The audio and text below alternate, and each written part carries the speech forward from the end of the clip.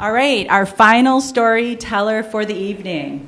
A girl is devastated when she finds out she must spend the night alone in a hostel on her 21st birthday. Please welcome Liz Morrison with her story, 21.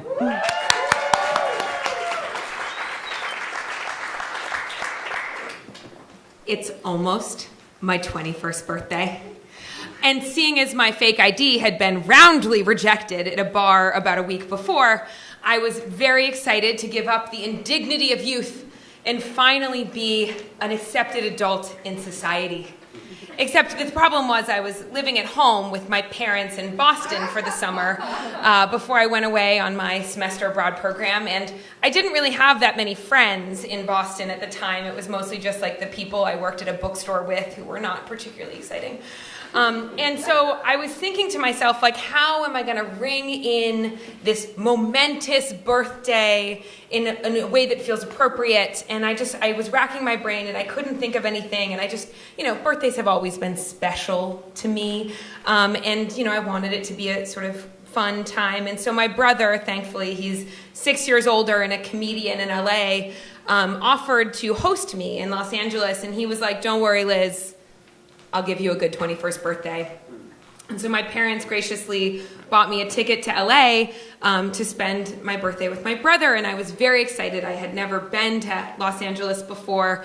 And so visions of like a fancy lounge full of beautiful people and movie stars sipping on a fancy cocktail like danced through my head, and I was like, that's going to be the like dignified 21st birthday that I want.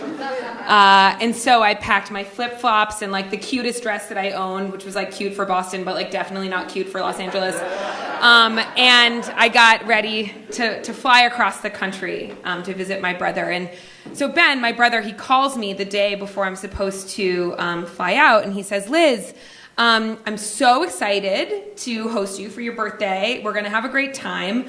Here's the thing, small snag. I actually just booked this really big commercial, and so I'm not actually going to be in Los Angeles for your actual birthday, but I'll be there the next day. Don't worry, we can still have a great trip." And, part of the thing about living at home with my parents for the summer was I completely reverted back to my 7-year-old brat self.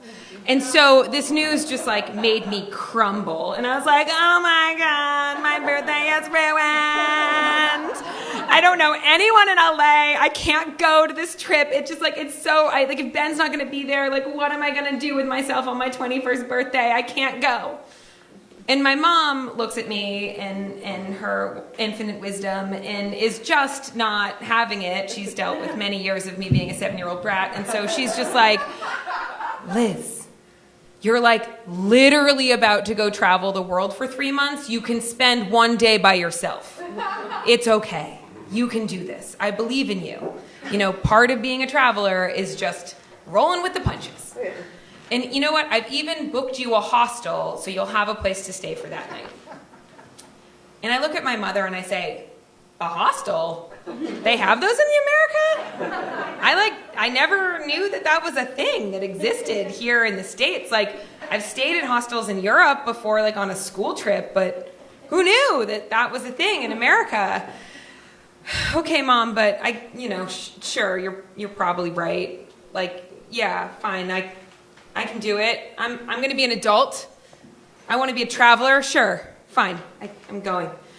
So I take my bag, and on the morning of my 21st birthday, I fly across the country to Los Angeles, and I land at LAX, and I somehow managed to get myself to this hostel that's in Hollywood right around the corner from the Walk of Fame. And, I roll my bag up to the front door of the hostel, and I immediately realize this hostel is a little different from some of the hostels I've stayed in Europe. In fact, there's a beautiful patio, there's palm trees, it's painted like Pepto-Bismol pink. And so I enter the hostel, and the front desk guy has his back to me, and so I'm like, ding ding, hi. And he turns around, and he's like very attractive.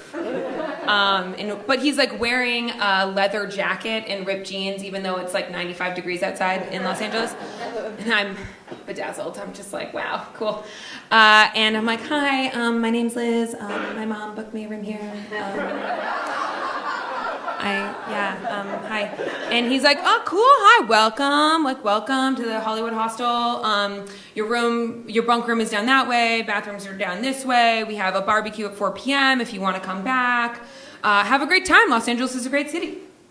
And I'm like, okay, thanks. And so I wheel my suitcase back to the room with 17 bunk beds, and I find a bottom bunk, and I sit there, and I realize I'm here. This is it. Now what? Now what do I do? By myself in Los Angeles? Cool. So what would a traveler do in this situation? I guess take a walk. Travelers really like walking, so I'll do that. I grab my camera and I decide, I'm right around the corner from the Walk of Fame. I guess I'll check that out. That's a site. And so I wander around the corner and I see all the stars on the ground. I see the Johnny Depp star, I see the Oprah star. Spider-Man comes out of nowhere and accosts me, and I'm like, cool it, Spider-Man. And then I realize I'm sort of hungry and it's lunchtime, so I find a nice outdoor cafe and I sit where I can do some people watching, and the waitress comes over and I'm like, oh my God, this is my time. I'm 21 now. I can order a beer. So I'm like, waitress, I will have a Blue Moon beer, please. She's like, okay, cool. And she walks away. And I'm like, but my ID. Check my ID. No. Okay, cool.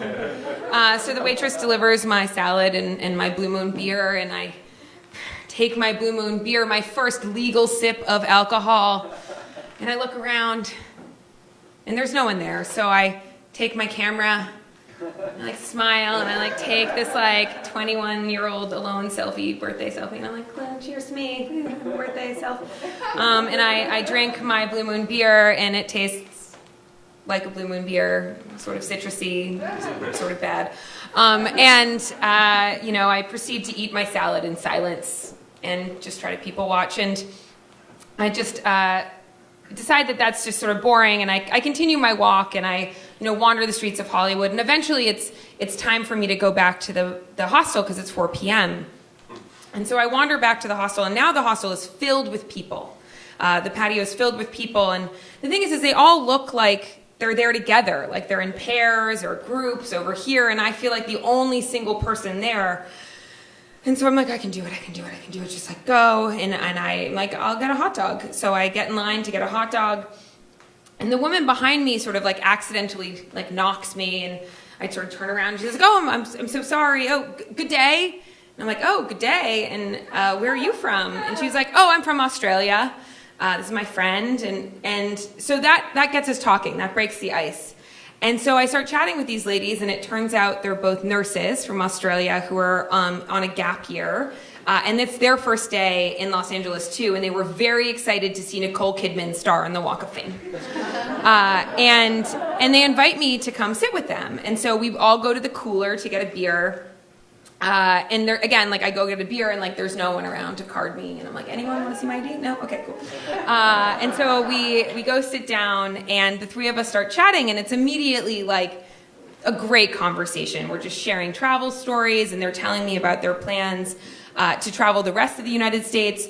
Who knew? There's hostels all over the country. I did not know that until that minute. This other sort of single dude comes, and he's like, oh, can I sit down with you? And he does, and I ask him where he's from. Also from Australia. Who knew? And the four of us just become this immediate set of best friends. And so as the day progresses, we decide to go upstairs to the hostel bar, where they offer $3 plastic jug vodka sodas poured into a red Solo cup and very cheap Michelob Ultras. And so as we're upstairs in the hostel bar, more and more people come in, and it just feels like this incredible family, this incredible party, and I'm just floating amongst all of these people. And eventually someone asked me, well, why are you here? And I say, oh, well, it's my birthday, and my brother just can't be here. And that's when the entire bar turns around and cheerses to my birthday. And I was like, I finally got the birthday cheers that I wanted, and it felt really good.